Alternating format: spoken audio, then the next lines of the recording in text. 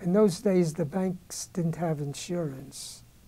So if you had $100 in the bank, it was not insured.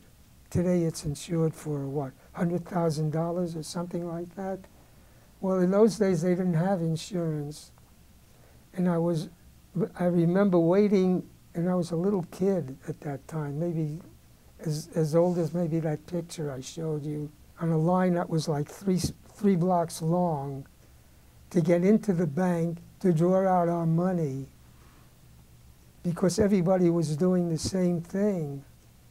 And all of a sudden, the bank doors closed. There was no money left. And eventually, we would get 10 cents back on our dollar, eventually, which I don't think we ever got.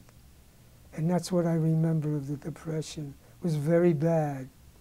My mom and dad and myself had to go back and live with my grandma and grandpa, which we did. And it was bad. That's what I remember of it, really. Just remember standing on that line, waiting for the banks, but their doors closed before we got there. And I remember people selling apples in the streets.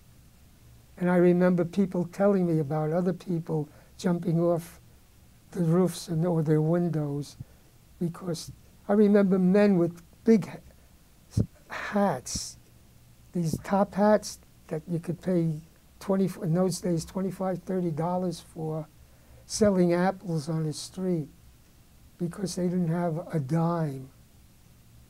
So that's what I remember of the Depression.